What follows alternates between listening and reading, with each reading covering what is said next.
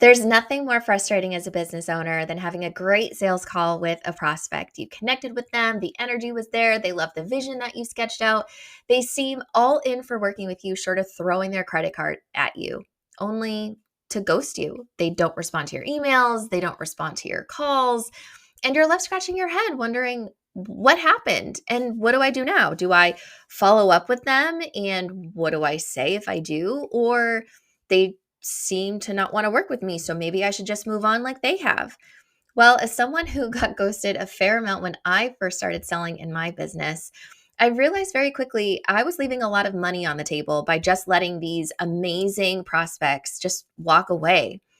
And it was only until I started doing these three things that that was the case. And so I'm going to break down those three things that are going to help you turn around those sales opportunities so you stop leaving money on the table as well. So let me lay down a scenario that you have probably experienced as well. A few years ago, I was talking with this amazing consultant named Jennifer. We met at a business conference. We hit it off right away. She was established as a business owner. She had lots of clients. She was busy and hungry to scale her business because she was spending so much time in front of Zoom that she was missing out on all this time that she wanted to spend with her family. The whole reason she went into business in the first place. And I realized as an online course creator that I could very easily help solve this problem.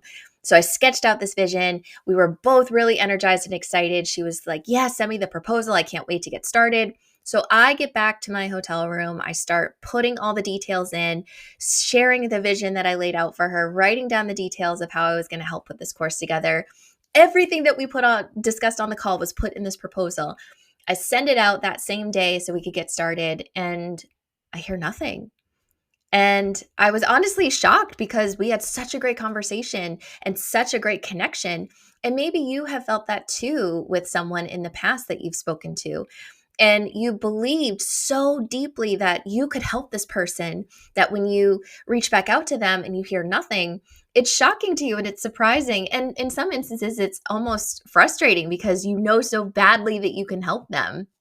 And earlier in my business, I would have just let Jennifer go. I would have just let her go and thought, well, clearly she changed her mind or she found somebody better, or I don't want to waste her time, or I don't want to bother her because if she doesn't respond to me, then I must be bothering her if I reach back out. And I think a lot of business owners say these really ugly things to themselves when they don't hear from someone. They totally internalize and take it personally, and it gets in their head when really this is an opportunity to step up as a business owner and hold the vision that someone laid out for you in terms of what it is that they want, and really holding that vision for them so that you can help make it a reality for them. And that's really one of the big shifts that happened for me in this situation. I just knew, like, this woman, Jennifer, she did not get into business to be stuck on Zoom all day. This is a travesty. I cannot stand by and let this happen. And so here are three things that I did to follow up with Jennifer in a way that I ended up closing her, and we ended up working together and creating this amazing online course. And she invested over $15,000 to work with me. I want to show you exactly what I did so that you can take those strategies and implement that with someone who has seemingly ghosted you. So the first thing is, remember what they want. So when you're talking to someone in a sales situation, think about what it is that you do for them. So for me at the time, it was building online courses.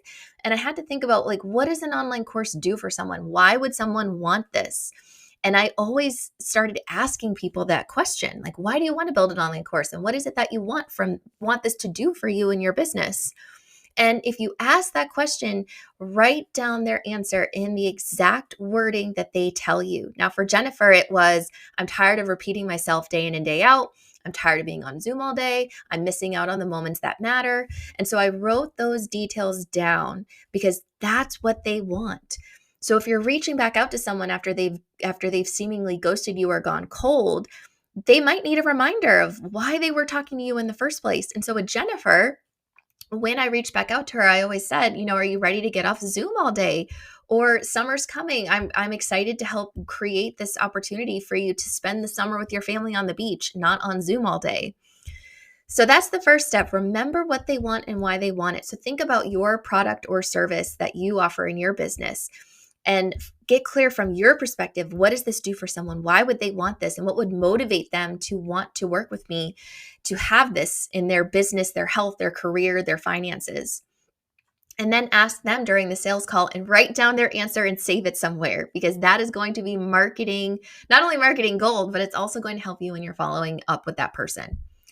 The second is, after the sales call, stay in touch. Now, this is where it's funny. A lot of us go into business because we want to help people and we want to come from a place of service and support.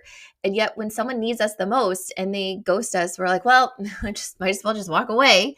They clearly don't want to hear from me. They clearly don't want to work with me, when really that person needs us the most as a person to hold that vision that they want and help it become reality. So with Jennifer, I said, you know what? I am not going to let Jennifer get scared. I'm not going to let her walk away from this opportunity.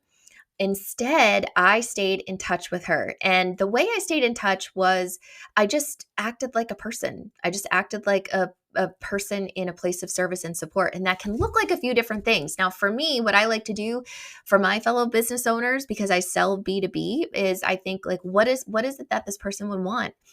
I go to conferences, I do a lot of speaking. Chances are the people that I'm speaking to do the same thing. And so what would benefit them? Could I share a networking event? Could I share a conference I'm going to? Could I share a speaking gig that might be a right fit for them? So just focus on winning the relationship first, and the sale will come after. And so that's what I did with Jennifer. If I saw an event that I was going to, I would send it to her. If I saw a speaking gig that was an ideal fit for her, I would say, hey, I was just doing some research and found this incredible speaking gig. I think it's a right fit for you. Hope all is well. Look forward to talking soon. With no expectations of her reaching back out necessarily to book a follow-up call with me. I just wanted to be in a place of service. And again, holding that vision that she shared with me, which is I want to grow bigger. I want to scale this thing. I want to impact more people. I can't do that when I'm just stuck behind the computer. Great. I can help you. Here's another way that I consider myself in a place of service and support. And finally, I think the thing we forget so often is just treat people like people. Treat the people that we're speaking to in a sales situation like a person. I think sometimes the label of a sales call intimidates people such that, or business owners, such that they just feel like, well, now I can't act like me, or I have to act a certain way, or I can't say certain things, or I feel like I'm kind of robotic. Treat people like people first, and the sale will follow. So if you treat them like a person, that means in my case with Jennifer, it was okay. Maybe she needs just a little bit more time, but I'm going to stay in touch. And so I'm going to pay attention, right? If I'm connected with her on social media, which I am, I'm going to see, is she celebrating a birthday? Did she recently get a dog? Did she go somewhere fun on vacation? And just engage with her content, celebrate some wins and milestones. And you'll be amazed by just those extra touches, how that is going to positively influence someone getting back in touch with you. Now, here's the great thing. When I implemented these 3 things consistently with Jennifer, now, not every day, but I would just create touch points like weekly or monthly, depending on what was going on at the time. I was hosting a webinar a few months later, probably like, 5-6 months after the 2 of us spoke. And she was on the webinar. She signed up for the webinar. And she ended up following up and saying, like, I saw the webinar, I want to get on a call. And then we ended up agreeing, like, right then and there to work with each other. And we built this incredible course. And now she's running this amazing business where she is now teaching other people how to do what she does. And she is no longer stuck behind Zoom. And I think the most important thing for you to take away here is, 1, I could have just let Jennifer just stay stuck where she was, right? And maybe she would have found somebody else. I don't know. But maybe that vision that she was holding wouldn't have taken, it would have taken her much longer to realize. She would have been stuck thinking about that vision for years instead of within just a few months of us having that initial conversation.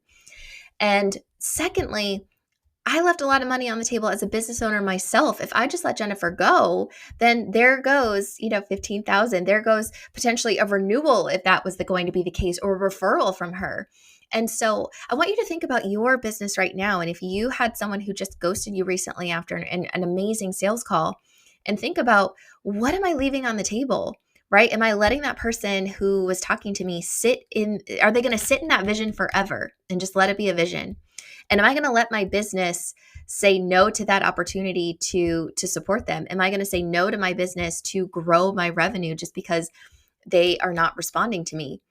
So I really want you to hold tight onto that vision of that person that you spoke to recently. And I'm going to challenge you to reach out to them. I'm going to challenge you to reach out to them using the strategies that I laid out in this video.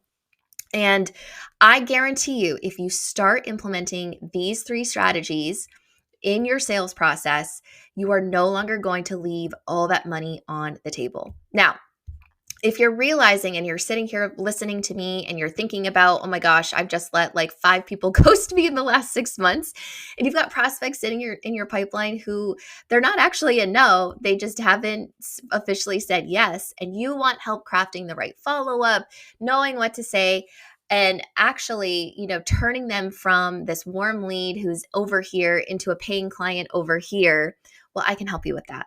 So go to the link in the description. Let's get on a call and let's talk about how we can start turning those prospects into paying clients so that you can further your mission of serving the clients that you want to help and grow your business and make more money.